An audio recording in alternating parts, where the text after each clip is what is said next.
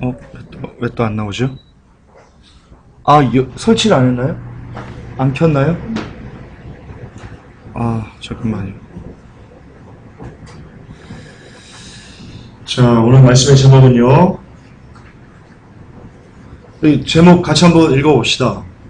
하루 4시간 당신의 생명을 결정한다. 광고 카피 같죠?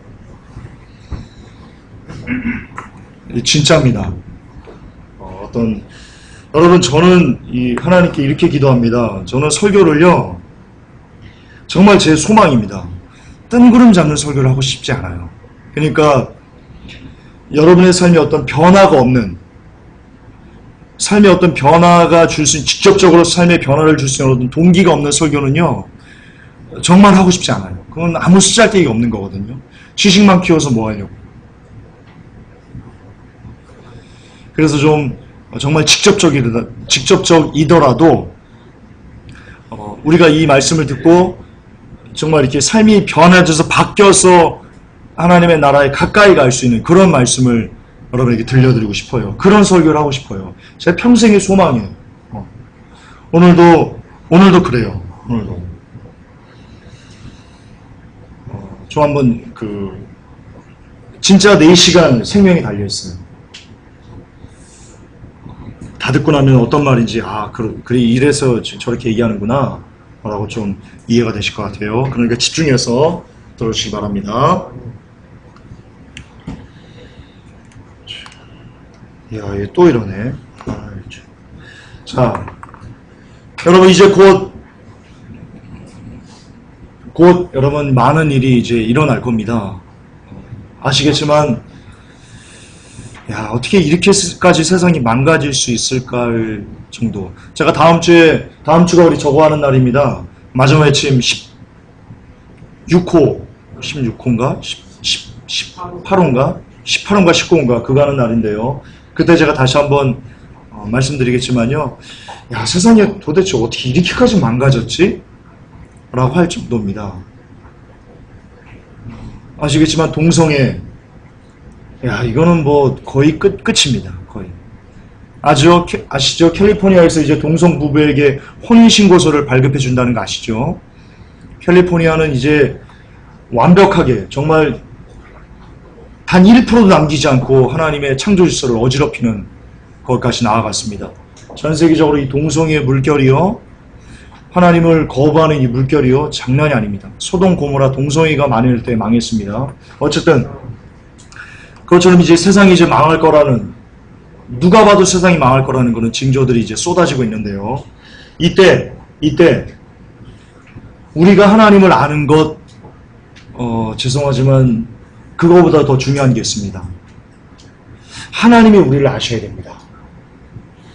자, 이제 마지막이 다가왔다는 것은 이제 곧 예수님께서 우리를 부르시는 그 시간이 다가왔다는 겁니다. 근데 우리가 아무리 예수님을 안다고 할지라도요, 주님이 우리를 모르시면 우리는 주님의 부름을 받을 수 없어요. 그렇죠?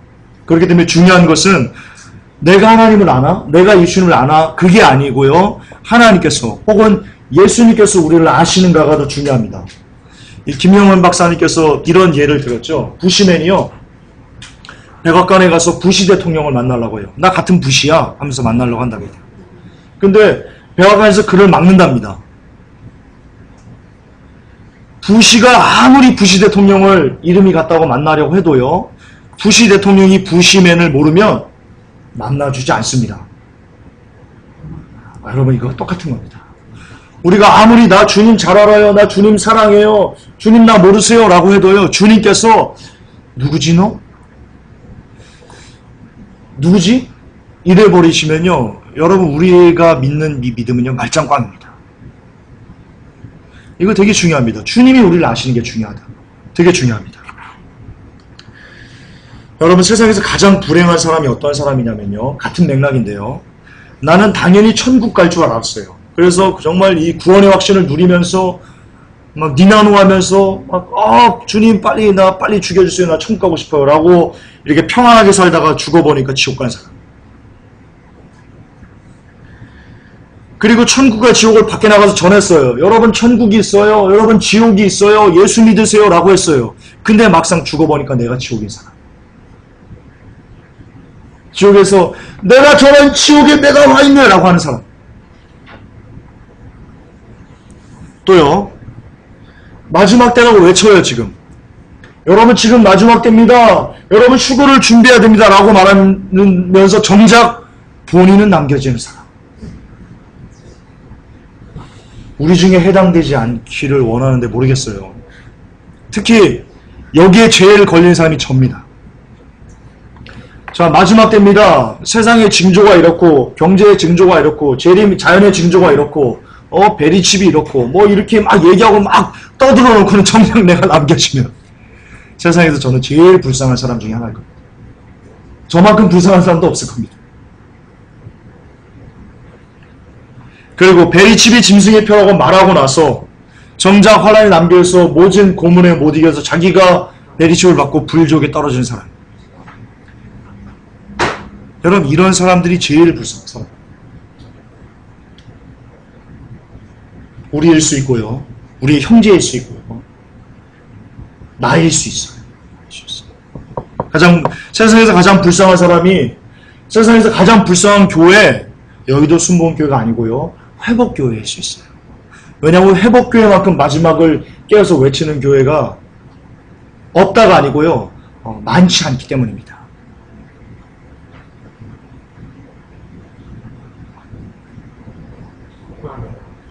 예, 그렇기 때문에 이 교회가 마지막 때 그대로 남겨진다면 우리 중에 사람들이 우리만큼 불행한 사람, 불쌍한 사람은 없지 싶습니다. 그렇기 때문에요. 우리가 이 세상에서 제일 불행한 사람이 되지 않으려면, 제일 불쌍한 사람이 되지 않으려면, 제일 불쌍한 교회가 되지 않기 위해서는요, 우리가 뭘 배워야 되는지요? 하나님께서 어떤 사람을 사랑하시는지를 우리가 알아야 돼요.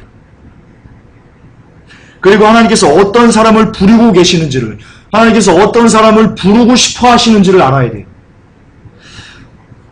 즉 다시 말해서 하나님이 어떤 사람을 아시는지를 우리가 아는 게 중요해요. 자, 다시 반복합니다. 우리가 하나님을 아는 것보다도요, 하나님이 우리를 아시는 게 중요해요. 근데 하나님이 우리를 아시는 것을 알려면요, 하나님이 어떤 사람을 좋아하시는지, 어떤 사람을 사랑하시는지, 어떤 사람을 부르시는지, 어떤 사람을 아시는지를 우리가 아는 게 중요해요. 그래야지 하나님이 이걸 좋아하시니까 그러니까 우리가 이렇게 해야 되겠지? 하나님이 이런 사람을 사랑하시니까 우리가 이런 사람이 돼야 되겠구나 라고 하면서 그 하나님이 좋아하시는 사람, 하나님이 사랑하는 사람이 되기 위해서 그 길을 따라 우리가 가게 되는 거예요. 우리가 이걸 모르면 우리 마음대로 하나님을 만들어 놉니다. 하나님이 이런 분이시지? 라고는 거기에 막 집중해서요. 근데 하나님은 야, 나 그런 사람 싫어하는데? 야, 나 교회 그렇게 막 헌금 갖다 바치고 막 니 잘하는 나 그런 사람 정말 역겨워하는데? 근데 우리는요 하나님이 어떤 사람을 좋아하시는지를 모르면요, 우리 마음대로 하나님이 이런 사람을 좋아하시겠다고 기준을 세워놓고는요, 그 기준에 합당하게 살려고 갑니다. 그러면 갈수록 길은 이렇게 벌어집니다. 갈수록 길어집니다. 만날 수 없습니다. 그래서 뭐가 제일 중요하냐? 지금 이 시대에, 자 이제 주의 부름이 임박한 이 시대에 뭐가 제일 중요하냐? 하나님은 어떤 사람을 사랑하시지? 이걸 아는 게 되게 중요합니다. 여기서부터 시작해야 됩니다. 자, 이제 하나님께서 어떤 사람을 좋아하시는지를요, 제가 사울이라는 사람을 통해서 구체적인 예를 여러분께 들어드릴 겁니다. 사울. 사무엘 아니고요, 버림받고 자살한 사울을 얘기합니다. 사울을 통해서 보여드리겠습니다. 하나님께서 사울을 택하셨죠. 사무엘상 9장 16절을 같이 한번 읽을게요. 내일 이맘때 내가 베냐민 땅에서 한 사람을 내게 보내리니 너는 그에게 기름을 부어 내 백성 이스라엘의 지도자를 삼으라. 그가 내 백성을 블레 사람의 손에서 구원하리라. 내 백성의 부르짖음이 내게 상달하였으므로 내가 그를 돌아보았노라 하시더니. 아멘. 자, 보세요. 하나님께서 이스라엘 초대왕, 이스라엘의 백성을 구원하는 그 구원자로요, 사울을 택했어요. 왜요? 하나님이 사울을 미워하신 거예요? 미워하시는 사람을 왕으로 세워요? 미워하시는 사람을 통해서 구원해요? 아니에요. 이건 또 두 번 강조하지 않을게요. 사울을 좋아하셨어요. 사울을 사랑하셨어요. 사울을 귀하게 여기셨어요. 그래서 사울을 삼아서 하나님께서 이스라엘 백성의 구원자로 왕으로 세우셨어요. 그럼 사울의 어떤 점이 하나님 마음에 드셨는가? 봅시다. 자, 하나님께서 왜 사울을 택하셨나? 이거 아는 거 중요합니다. 왜냐하면 사울의 하나님은요, 지금도 살아계신 우리 하나님이기 때문입니다. 따라서 사울의 어떤 점이 하나님 마음에 들었는지를 우리가 알면요, 우리도 사울처럼 이런 마음을 갖고 있으면, 이런 삶을 살면 하나님께서 우리를 좋아하시겠지라고 하는 어떤 이 방법이, 하나님 마음에 우리가 쏙 들 수 있는 어떤 그 방법이 나옵니다. 도출됩니다. 자, 사울이 어떤 점을 좋아하셨는지 봅시다. 사무엘상 9장 3절부터 5절은 이렇게 기록하고 있습니다. 사울의 아비 기스가 암나기들을 잃고 그 아들 사울에게 이르되 너는 한 사환을 데리고 일어나가서 암나기들을 찾으라 하며 그가 에브라임 산지와 살리사 땅으로 두루 다니되 찾지 못하고 사알림 땅으로 두루 다니되 없고 베냐민 사람의 땅으로 두루 다니되 찾지 못하니라. 그들이 숲 땅에 이른 때에 사울이 함께하는 사환에게 이르되 돌아가자. 내 부친이 암나기 생각은 고사하고 우리를 위하여 걱정하실까 두려워하노라. 여기에 사울의 굉장히 많은 것이 담겨 있습니다. 이것 때문에, 이 모습 때문에 하나님이 사울을 택하셨다고 해도 과언이 아닌 겁니다. 이 모습 때문에. 어떤 모습이 있냐면요, 여러분, 사울은요 부모님 말씀에 순종할 줄 아는 사람이었어요. 보세요. 사울의 아비 기스가 사울에게 얘기합니다. 예, 내가 암나기들 잃어버렸는데 너 암나기들 좀 찾아와라 라고 이렇게 얘기합니다. 그러자 사울이요, 에브라임 산지를 두루두루 땅을 막, 여기 이 부모님 말씀에 순종하기 위해서요 여기저기 막 다니는 겁니다. 발에 땀이 나도록 그 말씀에 순종하기 위해서. 이처럼 사울은 부모님 말씀에 순종할 줄 아는 사람이었습니다. 그리고요, 사울은 책임감 있는 사람이었습니다. 자, 얼마나 많이 두루 찾았는지요. 나중에는 이렇게 얘기합니다. 야, 내 부친이 암나기 생각은커녕 야, 우리 때문에 걱정하실까 두렵다. 너무 오랫동안 찾아다녀. 이 이른 암나기를 찾기 위해서. 여러분, 책임감이 없는 사람들은요 이렇게 안 합니다. 대충 찾다가 군대, 여러분, 군대 책임감 없는 사람들 많습니다. 그래서 연무장 쓰려고 하면요, 왜 우리는 그 사립이라고 있어요. 사립이 대남 무슨 뭐죠? 사립이라고 해가지고 이렇게 엮어가지고 만든 거 있어요. 그거 이렇게 싹싹 쓸지 않고요, 대충 이렇게 모양만 내면요 꼭 청소한 것 같아요. 길만 이렇게 좀 내면 안 혼나요. 청소한 것 같아서. 아시죠? 아시죠? 제가 애들 저도 중사제대 있잖아요. 제가 병사들 부려봐서 알아요. 딱 보면 알아요. 아, 이거 흉내 맞는데 다 알아요. 근데 그래도 어쨌든 흉내 냈으니까 책임감 없는 사람은 그렇게 해요. 근데 정말 책임감 있는 병사들은요, 그거 완전히 싹 쓸어가지고요, 완전 들려요. 완전 달라요. 근데 사울이 이랬어요. 사울은요, 자기 어떤 맡겨진 명령을요, 정말 발에 불이 튀도록 최선을 다해서 일했던 사람이에요. 책임감 있는 사람이었어요. 하나님은 책임감 있는 사람을 좋아해요. 빛과 소금의 역할을 감당하는 사람은 책임감 있는 사람이에요. 또한요, 사울은 작은 것을 소중히 여길 줄 아는 사람이었어요. 자, 암나기들을 잃고요, 이 작은 암나기들, 제가 볼 때는 사울이 좀 부자였지 싶어요.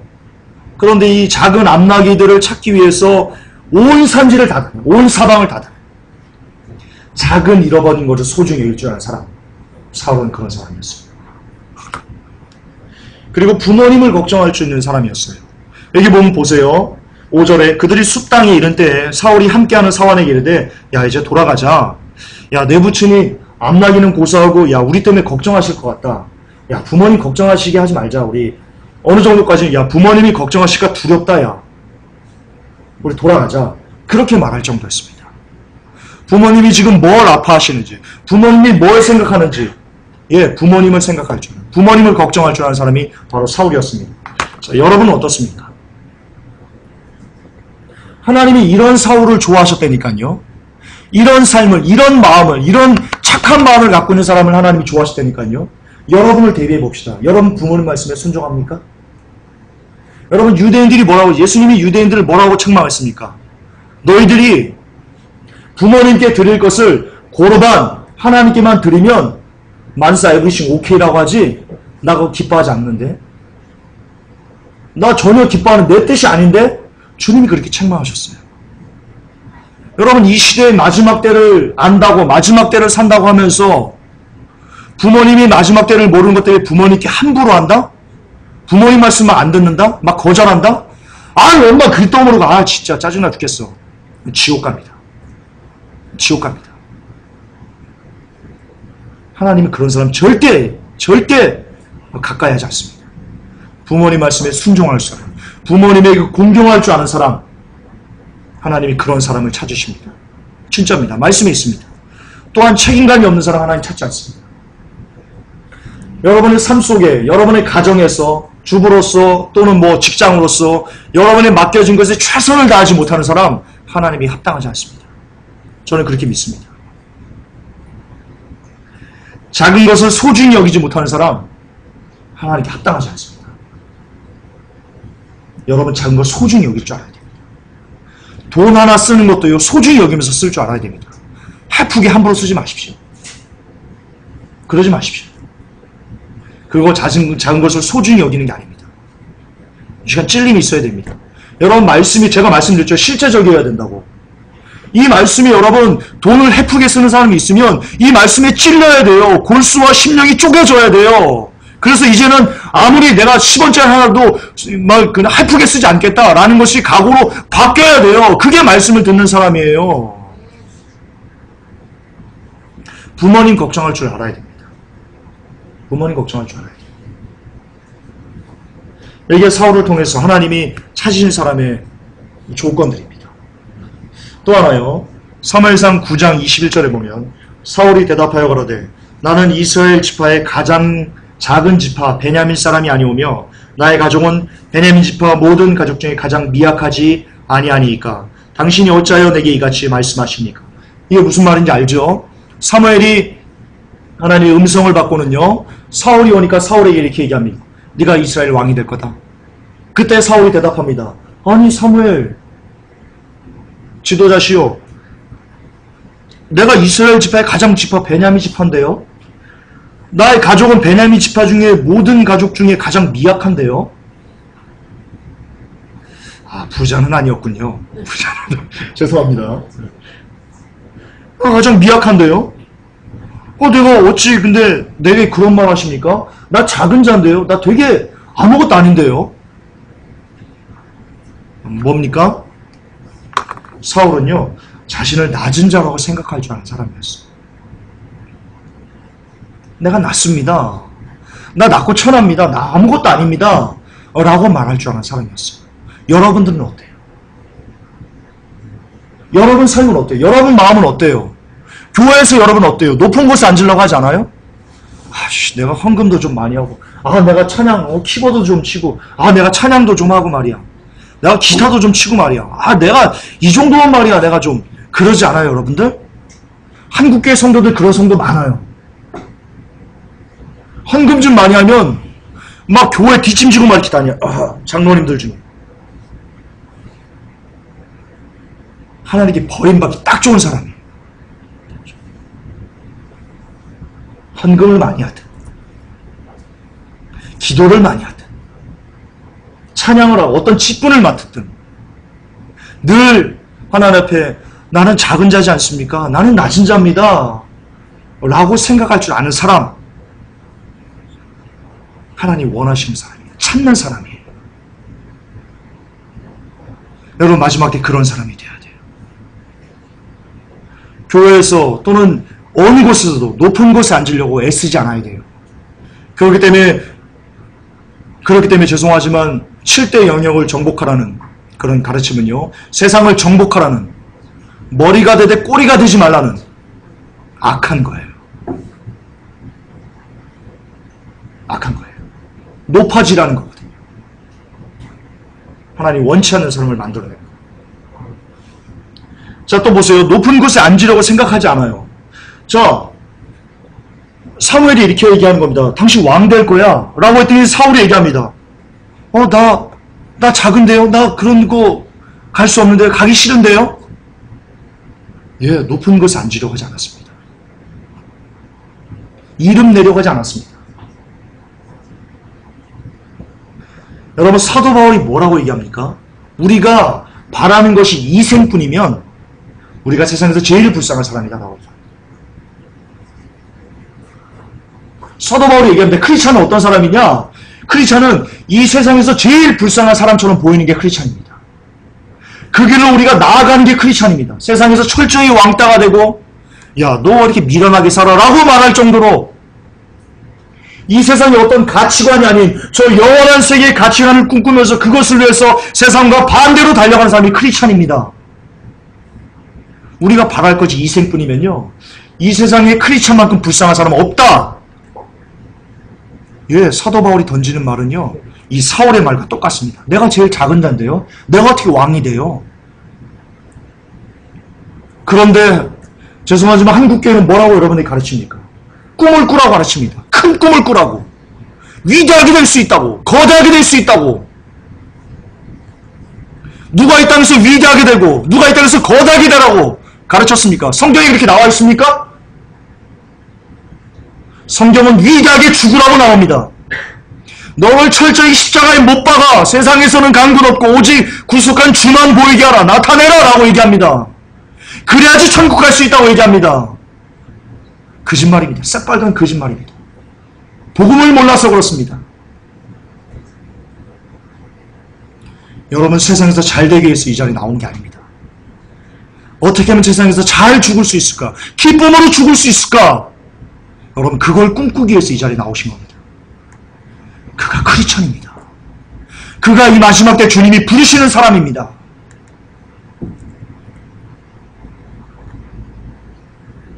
미국 유학 때려쳤죠? 할렐루야. 하나님이 사랑하실 겁니다. 하나님이 사랑하십니다. 자신의 명예와 권세와 자신의 앞날을 위해서 나아가는 것보다 하나님의 말씀을 붙잡고 내려가는 길을 택하는 것, 하나님이 사랑하십니다. 여러분, 축복합니다. 또한 사울은요, 주어진 환경에 만족할 줄 아는 사람이었어요. 보세요. 너 왕 될 거다라고 했더니요, 나 미약해요. 왜 나에게 그런 말씀을 하세요? 난 지금도 좋아요. 라고 얘기하는 겁니다. 예. 내가 빈부에 처할 줄도 알고, 내가 부에 처할 줄도 알고, 내가 모든 것에 자족하는 마음을 배웠노라. 예, 사도 바울의 고백과 똑같은 겁니다. 하나님은요, 이처럼 내게 주어진 현실에 감사할 줄 아는 사람, 내가 지금 가난할지라도, 내가 지금 병들었을지라도, 내가 지금 다른 사람에게 좀 찐따 당할지라도, 왕따 당할지라도, 어떤 상황과 관계없이 그냥 지금 내게 주어진 환경에 하나님 감사합니다, 이것도 감사합니다 라고 할 줄 아는 사람을 하나님은 부르십니다. 그런 사람 하나님은 찾으십니다. 그런 사람을 사랑하십니다. 내가 왜 이렇게 가난해? 내 병은 왜 이렇게 안 나? 그렇게 불평불만 입에 달고 사는 사람, 하나님께 버림받기 딱 좋은 사람입니다. 딱 좋은 사람. 지금 있는 것을 이만큼 살면 하루 3끼 먹을 수 있으면 족한 줄 아시고, 지금 처해진 여러분의 각자의 상황에 그저 감사하시기 바랍니다. 만족하시기 바랍니다. 더 높아지려고 애쓰지도 말고, 성경에 나옵니다. 부해지려고 애쓰지 마라. 모든 것이 풀의 꽃과 같이 지나간다. 애쓰지 마라. 더 뛰어나려고 애쓰지도 말고, 그냥 여러분의 각자에게 준 내 은혜가 내게 족하다 했습니다. 여러분 각자에게 준 그 은혜에 만족할 줄 알고, 기뻐할 줄 알고, 감사할 줄 알고, 고마워할 줄 알고, 그래도 하나님 오늘 내 생명을 걷어가지 않고 내게 회개할 기회를 주시고 내가 천국 갈 수 있는 기회를 주신 것에 감사합니다 라고 말할 수 있는 사람이 되시기 바랍니다. 하나님이 찾으시는 사람입니다. 사울을 통해 배우는 교훈이 또 있습니다. 사무엘상 10장 22절에 그러므로 그들이 또 여호와께 묻되 그 사람이 여기 왔나이까? 여호와께서 대답하시되 그가 행구 사이에 숨었느니. 아시죠? 사무엘이 가서 지파를 뽑습니다. 이제 왕을 너에게 주겠다라고 하면서 베냐민 사람 사울이 뽑혔습니다. 근데 사울을 찾는데 없어요. 사울이 행구 사이에 숨었습니다. 자, 뭘 할 수 있습니까? 사울은요, 겸손은 말로만 해제끼는 사람이 아니었어요. 진짜 행함으로 자신의 겸손을 나타낼 줄 아는 사람이었어요. 우리는 어때요? 교회에서 나 같은 것이 뭐 그러면서 머리 듭니다. 나 같은 것이 뭐 나 같은 것이 뭐 여러분 안 그래요? 한국 교회가 안 그래요? 여러분들 안 그래요? 나 아무것도 아닙니다. 입으로는 겸손을 5만 가지 겸손을 다 쏟아내면서 그의 행동은 겸손은 눈꽃만큼도 없습니다. 우리의 모습입니다. 그러나 사울은 그렇지 않았습니다. 말과 행동이 똑같았습니다. 사무엘에게 얘기했습니다. 어찌 내게 그렇게 얘기합니까? 나 가장 작은 자인데요. 그리고 실질적으로 뽑아서 사울을 찾을 때 그는 나무 사이에 숨는 사람이었습니다. 자기를 드러내지 않는 겸손을 행함으로 나타내 보여주는 사람. 말뿐인 겸손은 안 됩니다. 하나님이 다 아십니다. 진짜 여러분의 삶의 겸손으로 낮아지십시오. 성도와 성도 간에 말뿐만 집사님 내가 부족해서 그러지 마시고요. 내가 연약해서 그러지 마시고요. 진짜 여러분의 삶으로 부족함을 보여주세요. 낮은 모습을 보여주세요. 그러셔야 돼요. 그러셔야 돼요. 그리고요, 다른 사람에게 양보할 줄 아는 사람이었어요. 왜 행구 사이에 숨었겠어요? 나 말고 다른 사람 왕 시켜주세요. 왕이 어떤 거예요? 왕의 자리가 어떤 거예요? 만지상이에요. 내 모든 건 내 마음대로 다 할 수 있어요. 좋은 거 내가 다 가질 수 있어요. 근데 다른 사람 주세요 라고 양보할 줄 있는 사람이었어요. 여러분 교회에서 성도 간에 양보하세요? 여러분 부부 간에 양보하세요? 좋은 거 먼저 주려고 하세요? 그러셔야 돼요. 사울을 본받으셔야 돼요. 사울은 참 좋은 사람이었어요. 그러니까 하나님이 택하셨죠. 사울은 명예를 탐하지 않았어요. 똑같이 맡겨진 일에 책임 있는 사람이었어요. 사울은 생각한 거예요. 내가 왕이 되면, 나처럼 작은 자가 왕이 되면 내가 이스라엘 백성들을 어떻게 내가 이끌어? 나 안 돼. 나 못할 것 같아. 이 감당 못할 것 같아. 다른 사람 시켜야 돼. 라고 하면서 행구에 숨은 거예요. 또 하나 생각나는 게 있는데요. 어쨌든 사울을 다시 와가지고 기름을 부었어요. 근데 이스라엘 백성들이 이렇게 얘기합니다. 야, 사울이 뭔데 우리 왕이 되겠어? 라고 이렇게 비난했습니다. 성경이 뭐라고 나오냐면요. 읽어보세요. 그래도 사울은 잠잠하더라 라고 나옵니다. 사울은 용서할 줄 아는 사람이었어요. 성경 보세요. 그래도 사울은 잠잠하더라 그렇게 나옵니다. 자기를 비난하고 자기를 대적하는 사람을 사울은요. 묵묵히 잠잠할 줄 아는, 용서할 줄 아는, 인내할 줄 아는 그런 사람이었어요. 사울은 이처럼요. 참 좋은 성정을 타고난 마음판이 참 좋은 사람이었어요. 아름다운 사람이었어요.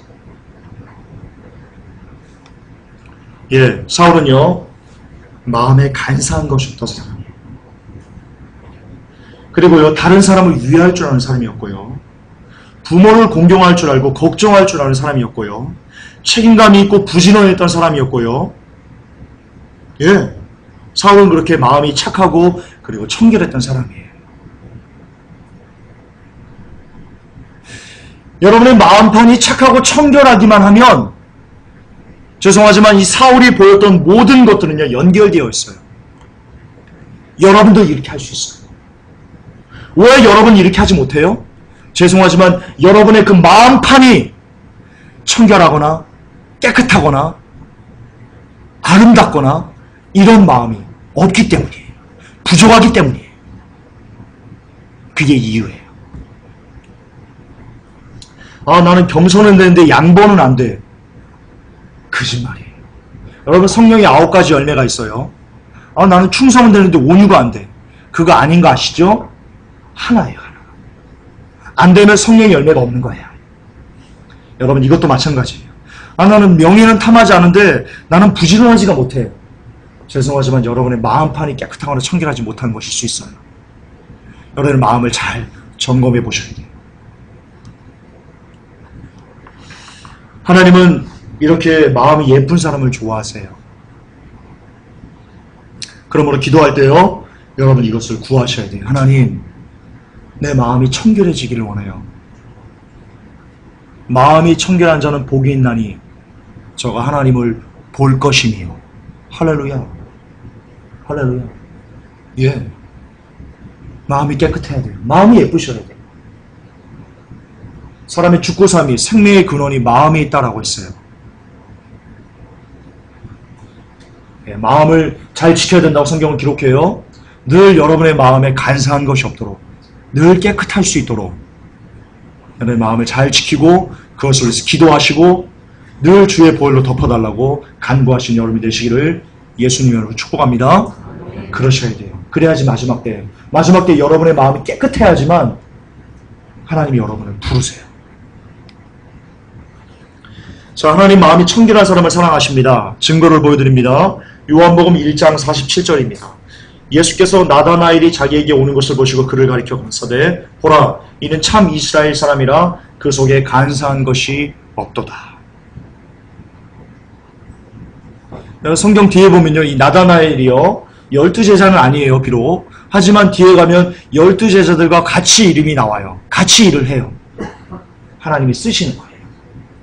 왜? 마음에 간사한 것이 없는 사람 하나님은 쓰세요. 그렇지? 하나님이 쓰신 사람, 하나님이 부르신 사람들의 조건이에요. 마음에 간사한 것이 있으면 그 사람이 아무리 뛰어난 능력이 있어도 하나님 쓰지 않아요. 마귀가 써요. 마귀가. 그 뛰어난 능력으로 영혼들 잡아먹는 데 마귀가 써요.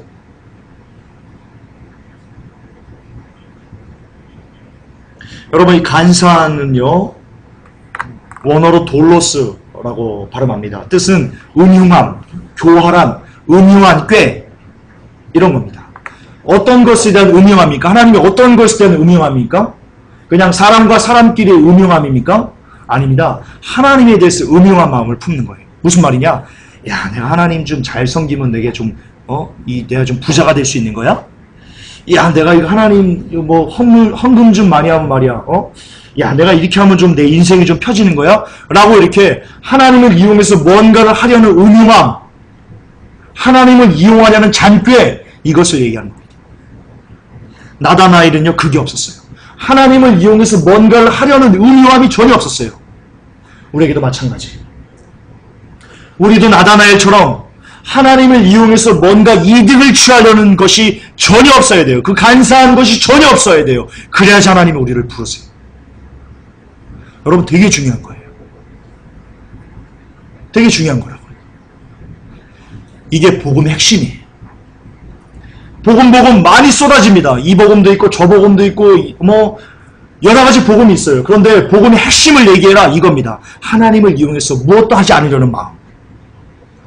이게 복음이에요. 오늘날 한국교회 이게 부족해요. 오늘날 한국교회 이게 들어가야 돼요. 이 복음이 들어가야 돼요. 성도들에게 이게 가슴에 새겨져야 돼요. 그래서 하나님을 하나님만으로만 숭배하고 하나님을 하나님만으로만 좋아하고 하나님을 하나님만으로만 사랑하는 사람으로 그런 성도로 변화돼야 돼요.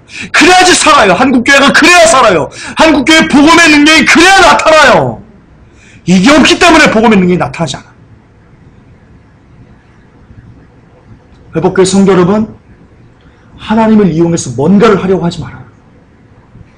제발 놓아야 돼요. 제발 놓아야 돼요. 그냥 하나님 믿다가 죽어도 병이 안 나고 병으로 그냥 암덩이로 그냥 죽어버려도 죽을 때 하나님 감사합니다 라고 하고 죽어야 돼요. 그러셔야 돼요. 그러실 줄 알아야 돼요. 그런 간사한 것이 없는 사람 하나님 이 시간 부르고 계세요. 아멘. 그래요. 예, 하나님은 그분을 이용하려는 사람을 무척 싫어하세요. 그 뜻은 역으로요.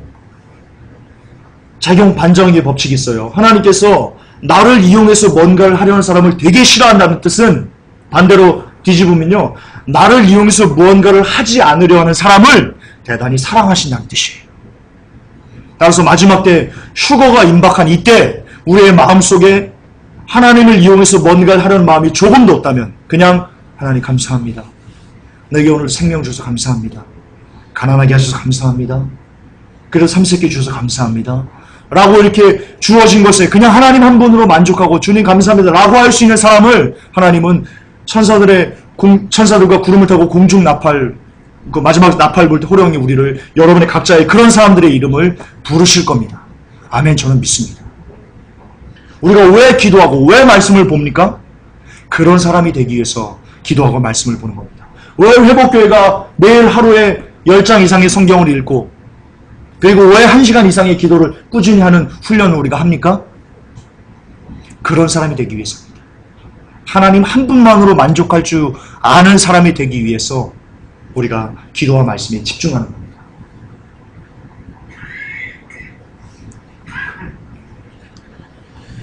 자, 이제 사울의 타락을 보겠습니다. 사울의 타락은요, 우리의 타락입니다. 이렇게 아름다운 마음을 가진 사울, 이렇게 정직하고 깨끗하고 하나님께 사랑하실 만한 그런 마음판을 가졌던 사울이 어떻게 타락하나요? 심각하게 타락합니다. 사무엘상 13장 13절에 13, 13이네요. 의미가 있나? 여러분 13의 타락에 대해서 이게 많이 나온다고 합니다. 13에 연결되어 있다고 합니다. 제가 연구한 건 아니고요. 저도 어떤 목사님 설교 듣다가 들은 겁니다. 13장 13절에 사무엘이 사울에게 이르되 왕이 망년되이 행하였도다. 왕이 하나님 여호와께서 왕에게 명하신 명령을 지키지 아니하였도다. 그리하였다면 여호와께서 이스라엘 위에 왕의 나라를 영영히 세우셨을 것이오나니. 자, 그렇게 겸손했던 사울이 왕이 되자 권력을 맛보자 사무엘이 해야 되는 그 일을 자신이 대신합니다. 제사를 자기가 드려버립니다. 왜 그런지 아십니까? 사무엘에게 뭐라고 변명하지 아십니까? 이제 우리가 싸워야 되는데, 저 적군과 싸워야 되는데 백성들 내게서 흩어집니다. 제사를 안 드렸더니. 그래서 부득이하게 내가 제사를 드렸습니다. 라고 변명합니다. 뭘 얘기하는 겁니까? 내 권력이, 그 말의 행간에 뭐가 되어 있습니까?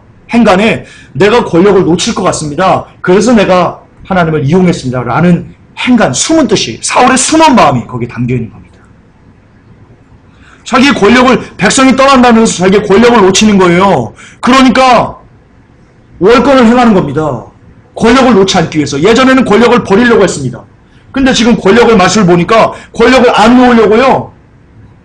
하나님의 뜻을 어기고 자기가 막 그 일을 해버립니다. 따라서 여러분, 사울의 타락으로 배우는 교훈이 있습니다.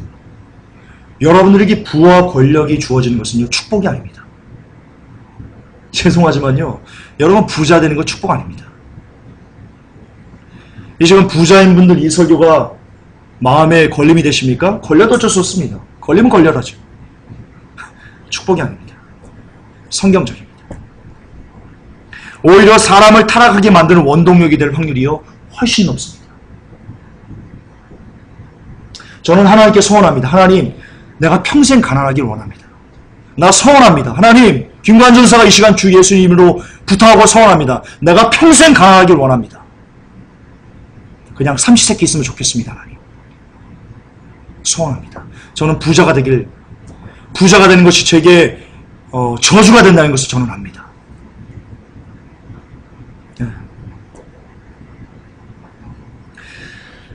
여러분, 솔로몬이요, 정직했습니다. 그런데 솔로몬을 계속 읽어보세요. 그 관련된 말들을요. 막 열왕들이 솔로몬이 지혜를 알기 위해서 막 와가지고, 야, 솔로몬 보고, 야, 위대하다, 지혜 있다라고 합니다. 막 떠받들어 줍니다. 그러니까 솔로몬이 엄청나게 악한 왕으로 변질됩니다. 솔로몬에게 부와 영광이 극하자 그가 하나님을 버리고 돌이켜 밀콤을 쫓고요, 아세라상을 막 섬기고요, 바알을 막 섬겨버리고요, 그렇게 됩니다. 히스기야가 얼마나 좋은 왕이었습니까? 성경에 뭐라고 되어 있는지 아십니까? 히스기야가 병이 난 다음에요, 그 마음이 교만해서 하나님의 은혜를 잊어버리더라라고 얘기합니다. 읽어보세요. 이렇게 나옵니다. 이스라엘 열왕들이요, 처음에는 잘 나가다가도요, 그에게 부와 영광과 평안과 안정이 주어지자, 나라가 견고해서지자 그들이 타락하는 것을 볼 수 있습니다.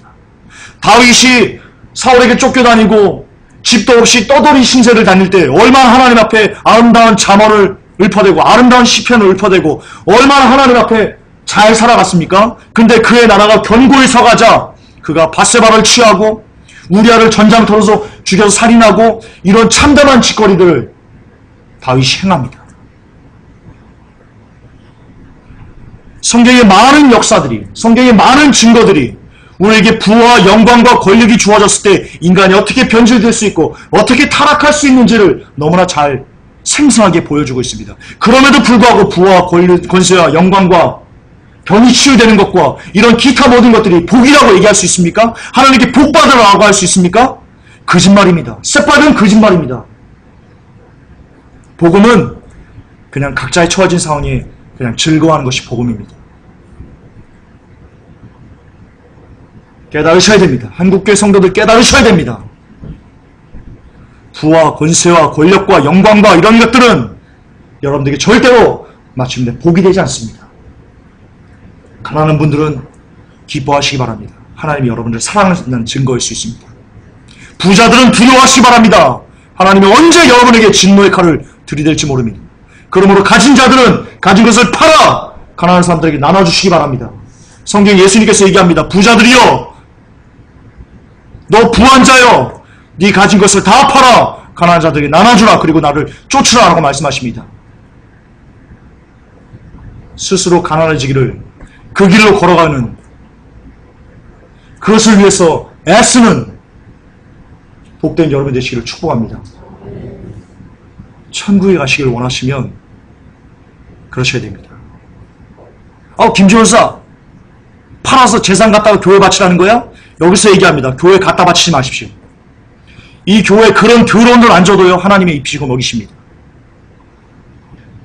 고아원, 양로원, 불쌍한 사람들, 저 오지에서 목회하는 분들, 제가 어떤 그 산과들이란 목사님께서 올리신 글을 보고 마음이 너무 아팠습니다. 지금 저 그 시골 목회하는 분들은요, 그 목회하는 사모님들은요, 신발이 다 떨어졌는데요, 신발 살 돈이 없어가지고 신발을 몇 년째 신는답니다. 근데 그걸 대비해서, 근데 조영기 목사님은 수십억, 수백억 탈세와 편법으로 그 돈을 착복하고 있다는 것을 이렇게 대비해서 올려놨는데요, 마음이 찢어지는 것 같았습니다. 마음이 찢어지는 것 같았습니다. 죄송해요. 하나님께서 이렇게 말씀하실 겁니다. 예, 조영기 목사님이 회개하지 않고 돌아오지 않는다면 이렇게 말씀하실 겁니다. 예, 너는 살아서 너 좋은 것을 받았으니 예, 지옥불에 갈 겁니다. 돌아오셔야 됩니다. 속히 잘못을 회개하시고 돌이키셔야 됩니다.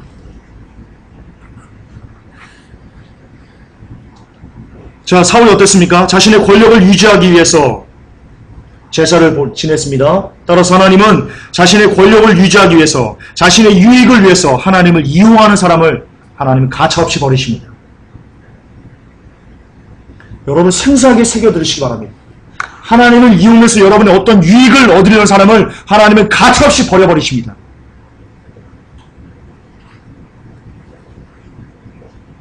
제발 진짜 복음 좀 들읍시다. 회복교회 성도 여러분, 한국교회 성도 여러분, 우리 진짜 복음 좀 들읍시다. 하나님은 하나님을 이용하려는 사람을 가만두지 않으세요.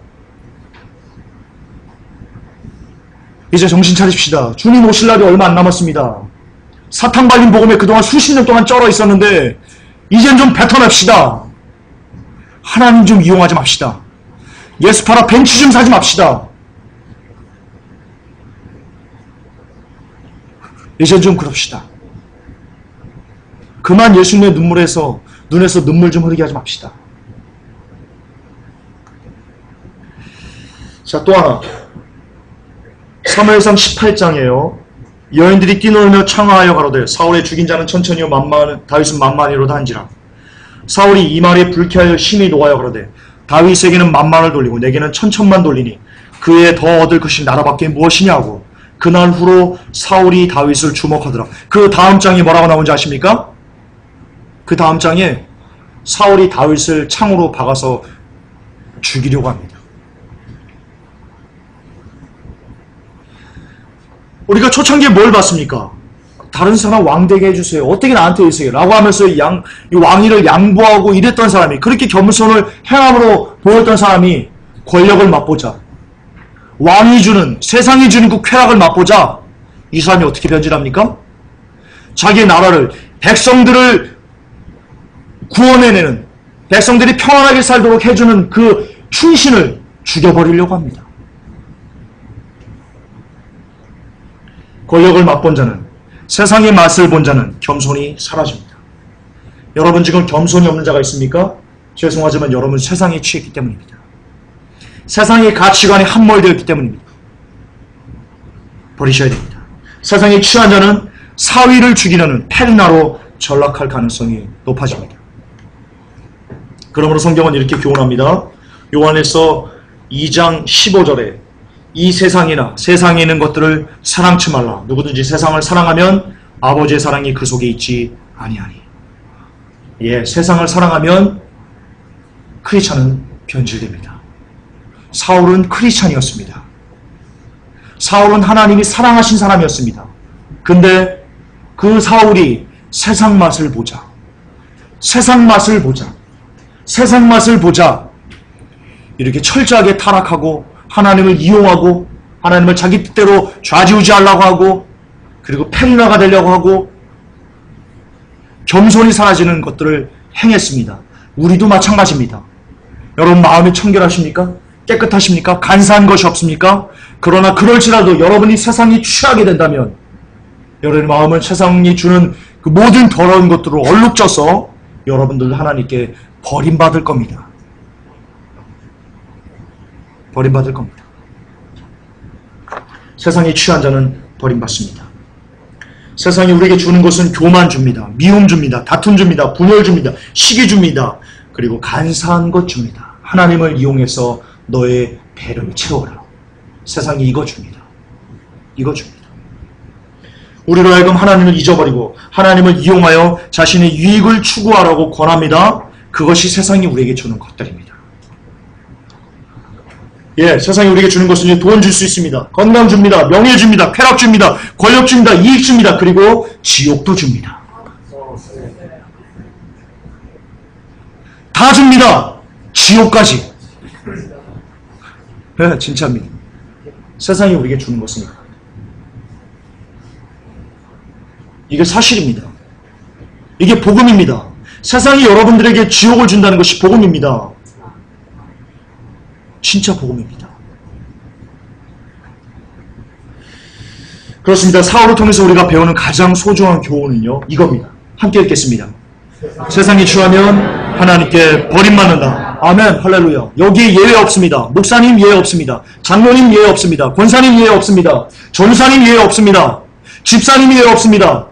성도님 예외 없습니다. 그 누구를 막론하고 아무리 깨끗하고 아무리 열심히 했던 하나님 앞에 충성했던 사람일지라도 그가 세상에 취하면 그는 하나님께 버림받습니다. 이게 복음의 핵심입니다. 근데 칼빈주의는 이 복음의 핵심을 가리는 겁니다. 칼빈주의는 마귀적인 신학입니다. 칼빈만 없으면 이게 보입니다. 이 안에서 세상이 취하면 아무리 열심히 했던 사람도 하나님께 버림받는 것은 오늘 사울을 통해서 볼 수 있는데, 자, 칼빈주의대로 하면 어떻게 됩니까? 하나님께서 사울을 자살시킬 것을 예정해놓고 사울을 왕으로 시키나요?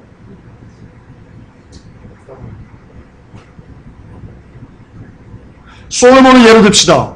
칼빈주의가 맞다면 솔로몬이 음란하게 가증하게 여러 가지 방탕한 것을 알면서 그걸 예정해 놓고 그 솔로몬 그 보면 뭐라고 나오냐면요. 하나님께서 솔로몬이 범죄하는 것을 보고 마음이 아파가지고요. 꿈으로 사람으로 계속해서 솔로몬이 얘기했다라고 성경에 나옵니다. 성경 읽어보세요. 하나님께서 예정해 놨습니다. 이제 솔로몬을 타락시킬 거야. 예정해 놓고는요. 돌이키라고 계속 꿈으로 나타나가지고 야, 너 그러면 안 된다라고 하시나요? 예정해 놓고? 예정론이 얼마나 비논리적이고 얼마나 거지 같은 건지 깨달으셔야 됩니다. 여기도 마찬가지입니다. 세상에 취해도 칼빈주의는 한번 구원했기 때문에 너는 구원이 예정됐기 때문에 구원받을 수 있다라고 얘기합니다. 한국교회 지금도 그렇게 가르칩니다. 그러나 그것만 걷어내면 그 칼빈주의라는 그 썩은 미혹 그 가라지만 싹 걷어내면 이게 보입니다. 아, 세상에 취하면 우리 죽는구나. 아무리 열심히 했어도 세상에 취하면 그냥 죽어버리는구나. 그냥 버림받는구나. 그냥 지옥불이구나. 이게 보입니다. 이 칼빈만 없어지면 주여 어떻게 하면 이 칼빈을 때려잡을 수 있습니까? 하나님. 하나님 좀 도와주세요. 이 칼빈 좀 때려잡게 좀 도와주세요. 하나님. 영혼 좀 살아나야죠. 하나님. 좀 도와주십시오. 제가 그렇게 기도합니다. 성령님 증인입니다. 그렇게 기도합니다. 하나님 어떻게 하면 이 칼빈을 때려잡을 수 있습니까? 칼빈을 때려잡아야 됩니다. 5, 6월에 개편듯이 빼야 됩니다. 그래서 비닐이 좀 벗겨져야 됩니다. 칼빈만 벗어지면 많이 삽니다. 아주 많이 삽니다. 영혼.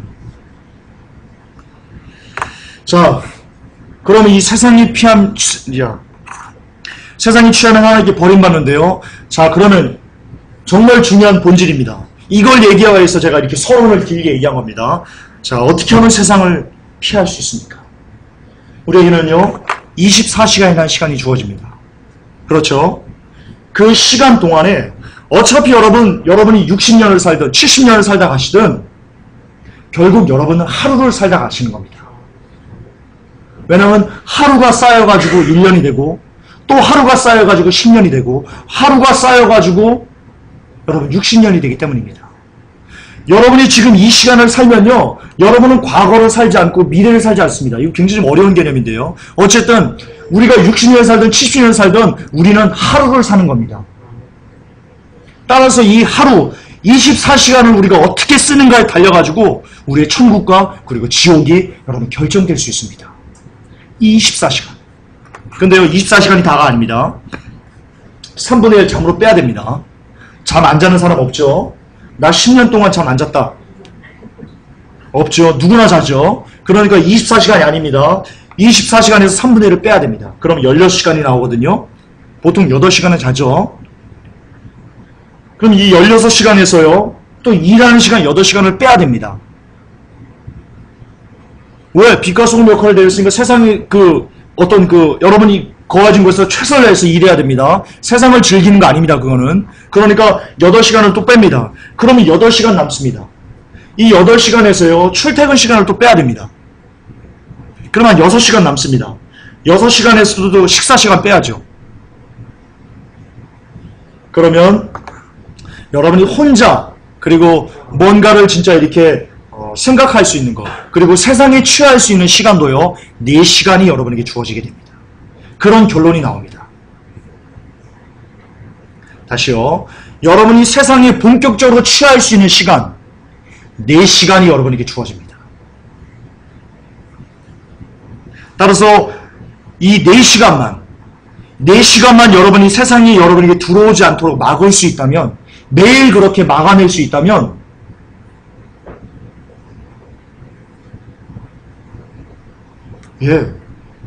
여러분 세상을 피할 수 있는 겁니다. 확률적으로 그렇게 됩니다. 통계적으로 그렇게 됩니다. 4시간.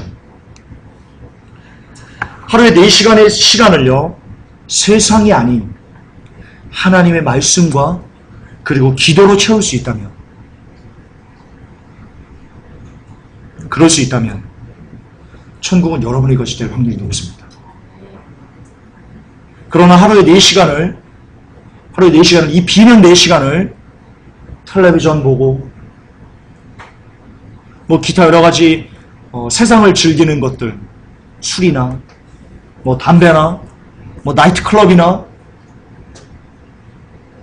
또는 뭐 세상 친구들 만나서 세상 잡담 입하고 하거나 이런 기타 우리가 세상이 취할 수 있는 뭔가의 4시간을 써버리면요, 여러분은 지옥에 갈 확률이 높아집니다.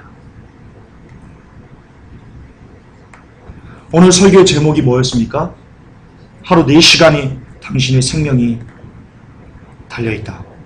이 말씀 그대로입니다. 오늘 이 결론을 여러분들에게 이야기해드리기 위해서 그 장황한 것을 여러분 설명한 겁니다. 자, 이제 월요일부터 또 여러분에게 4시간의 시간이 주어집니다. 4시간을 어떻게 쓰겠습니까? 어떻게 쓰겠습니까? 여러분이 그 4시간을 기도와 말씀으로 채워놓으면요, 세상에 들어오지 못합니다. 반대로요, 기도와 말씀으로 그 4시간을 채워넣지 않으면 여러분 자연적으로 세상이 들어옵니다. 어떻게든지 그 세상이 치고 들어옵니다.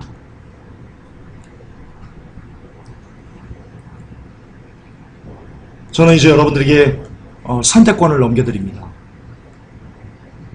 4시간을 어떻게 쓸지는, 하루에 4시간을 어떻게 쓸지는 여러분에게 맡겨드립니다.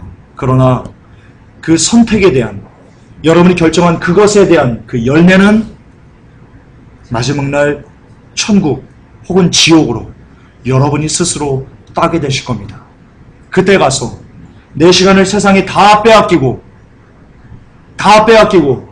그때 가서 지옥 가셔서 하나님 내게 한 번만 더 기회를 주세요. 내가 이제는 4시간을 정말 기도와 말씀으로 채워서 세상을 피해서 세상에 취하지 않고 내가 하나님에게만 취해서 내가 그렇게 살아갈게요 라고 그렇게 후회하시게 된다 해도 그때는 버스가 떠났습니다.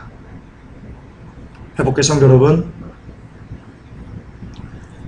이제 우리가 4시간을 즐길 시간도, 이 4시간을 살 시간도 얼마 없습니다. 정말 얼마 없습니다. 그러니까 그동안 여러분 4시간을 세상에 뺏기고 살았지 않습니까? 저부터 그랬고요. 그러나 이제 얼마 남지 않았다는 것을 알게 되었으면 그동안 못한 것까지 죄송하지 않습니까? 하나님께 세상에 빼앗겨서 하나님 마음 아프게 했던 건 죄송하지 않습니까? 이제는 돌이켜서 찬양하는 마음으로라도 하루 주어진 4시간을 오직 하나님에게 절여져서 살 수 있는, 성령에 절여져서 살 수 있는 여러분 되시기를 주 예수 그리스도의 이름으로 축복합니다. 하나님, 하루 4시간의 시간이 우리의 생명과 우리의 영생을 결정할 수 있게 된다는 것을 이 시간 상고하였습니다. 하나님, 부디 우리 회복교회 성도님들 그리고 이 메시지를 듣는 많은 사람들이 주어지는 4시간, 24시간의 그 4시간을 여러분 최선을 다해서 하나님 앞에 기도와 말씀으로 절여져서 하나님에게 절여져서 그렇게 세상을 피해서 마지막 때를 살 수 있도록, 그래서 마지막 때 주님의 음성을 들을 수 있도록 그런 복을 우리에게 허락해 주시옵소서. 예수님의 이름으로 기도합나이다. 아멘. 주님 감사합니다.